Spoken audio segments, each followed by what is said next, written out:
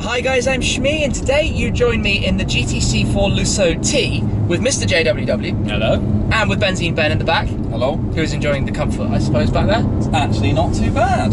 And we've basically, well, we've been on the launch of this car. You might have seen my video, you might have seen James's video already, but we wanted to sort of do another piece which is going to come probably a little while later, so if you haven't seen the video of this already, do go check it out. But this is one of the fuel for thought pieces, so picking a topic that is of quite a lot of interest to ourselves and to other people, and basically going into a little bit more detail with what we know and our sort of thoughts about it. And I thought it'd be fun, while we're here with James, we've been driving in the car together, to talk about something that is very relevant, particularly to this car, which is the general downsizing and shrinking of engine sizes for efficiency and economic reasons, efficiency and that, and various sort of legislative move. I mean, that's certainly the what we think is the main reason behind it. Ferrari won't necessarily directly pitch it as that.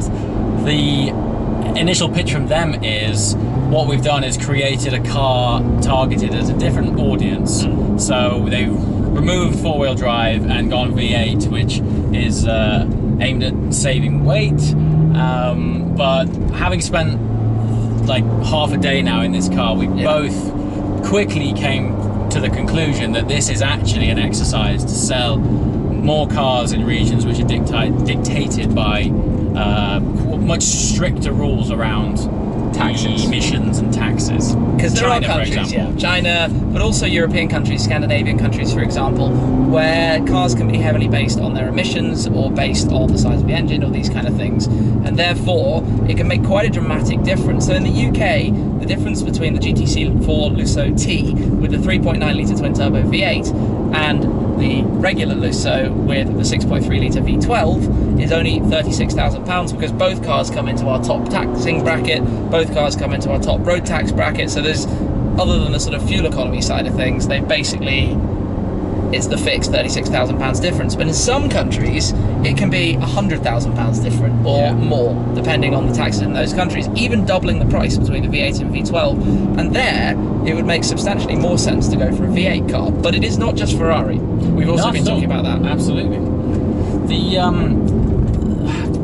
The interesting thing is that, I mean, counter to that, take McLaren for example. Good example. They've actually gone the other way. Now, they're still turbocharged, but what I found interesting was the 540C was, I believe, launched for exactly the same reasons. They wanted to have a car which would appeal to those difficult markets.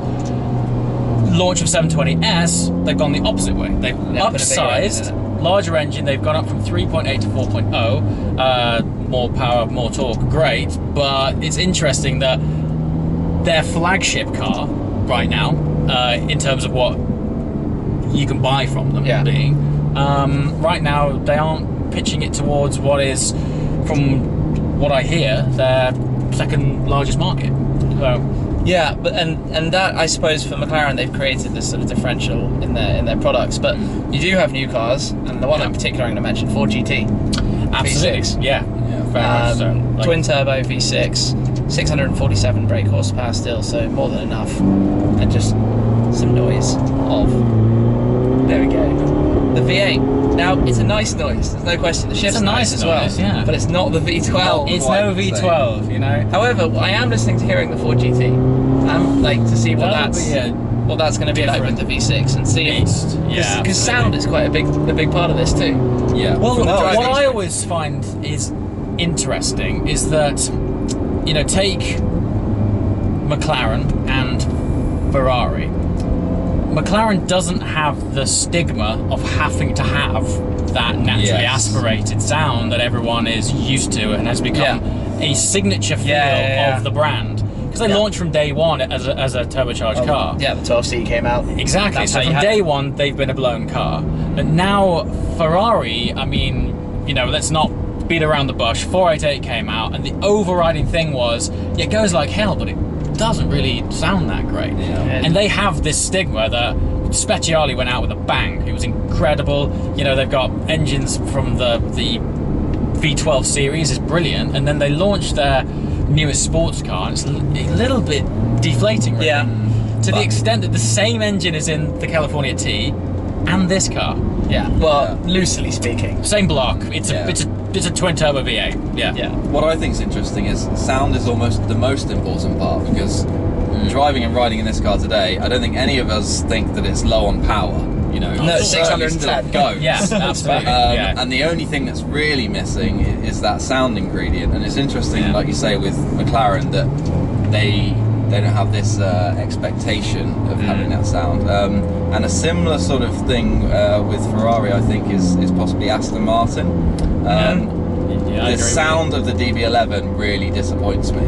Yeah. Really? Yeah. I thought they did quite a good job of keeping it alive. Well, this is the problem. They've had to do quite a good job. It's not like, oh my god, like it makes me weak at the knees, take my card. Can we go the other way around? Do you know what the other way around? So the Aston, they went from the 6 litre naturally aspirated to 5.2 twin turbo, which is the one this topic of discussion.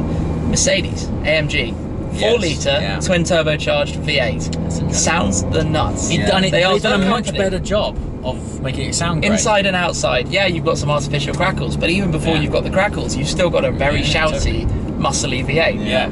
Now, one thing that I haven't sort of mentioned in my video about this car is that for me, this actually sits in the bracket of the RS6. It's the sort of powerful twin turbo V8, comfortable 4-seater car. I love the artificial drama that is the pops and bangs on the overrun of the RS6, and that's a car which is 100,000 less than this.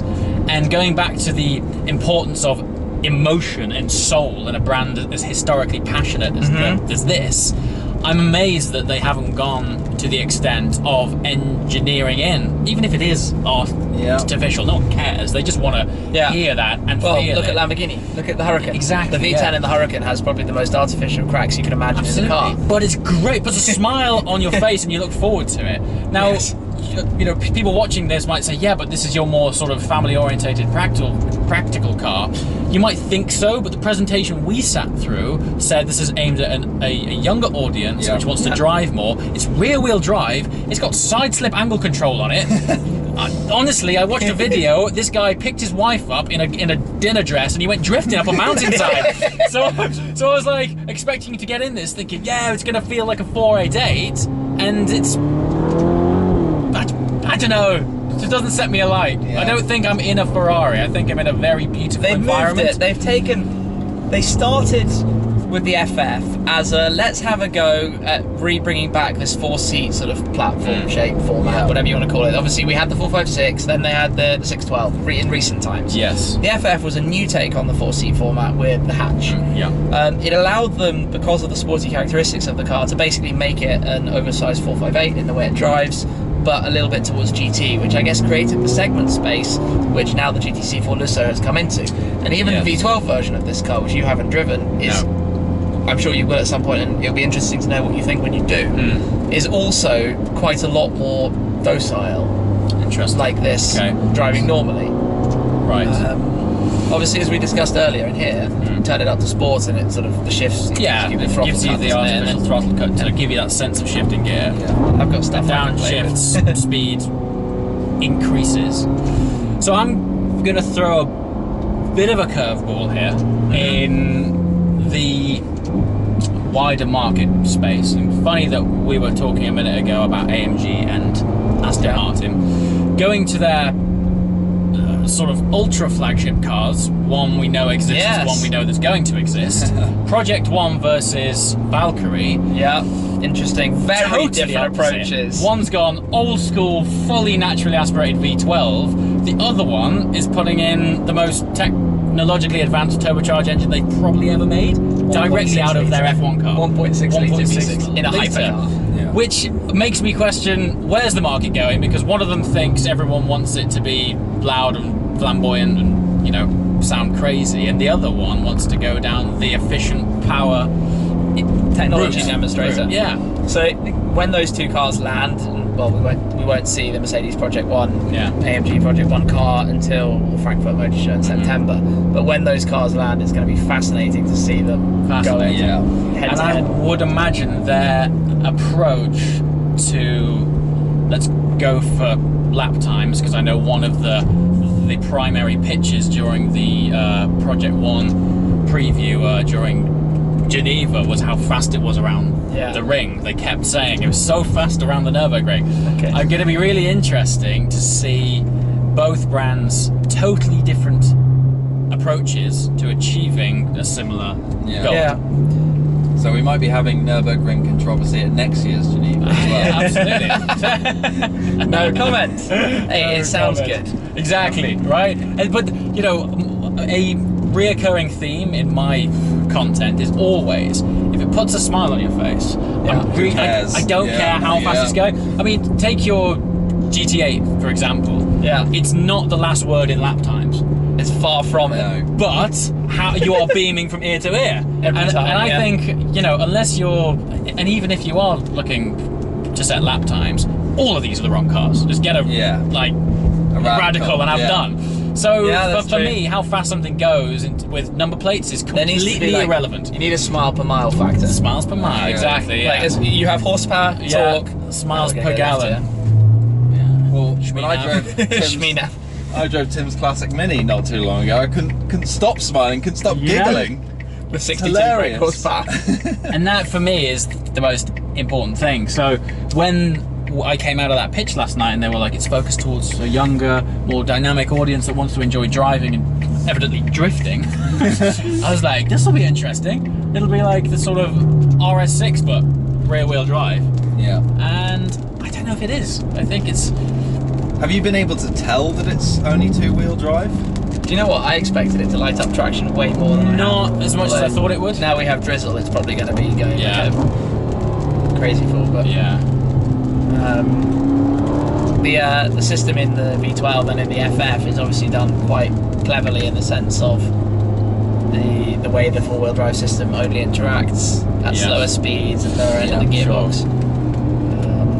One thing I will say, which is slightly off topic from the naturally aspirated versus turbocharged debate, is this four-wheel steer really works. Yeah, it does, doesn't it? It's virtually shortened the wheelbase for sure. That's the one, virtual short wheelbase. Virtual short wheelbase, yeah.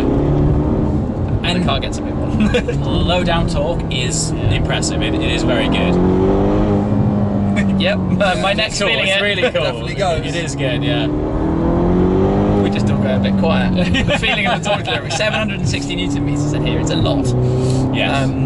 But I think, that's a pretty good summary of our thoughts of the way engines are downsizing or where it's going and how it's quite heavily, I think for us, based on other regions more so than the UK, at least now. Obviously this changes all the time. And now we've got some lovely rain. We must be under like the only rain cloud in Tuscany. Yeah. But it's an interesting one. It'll be interesting to see where this develops, and what the weather does as well. Have fun. Be safe. You can see it through the panoramic roof. Yes. Yes. Oh, look at the way the water raindrops run to the back. Amazing. The aero. Anyway, I'll wrap it up there. Thank you very much, Benzene and MrJWW. Check out James's videos as well from here, and I hope you enjoyed our thoughts in this Fuel for Thought. Thanks for watching, guys. Catch you soon. Ciao. Cheers.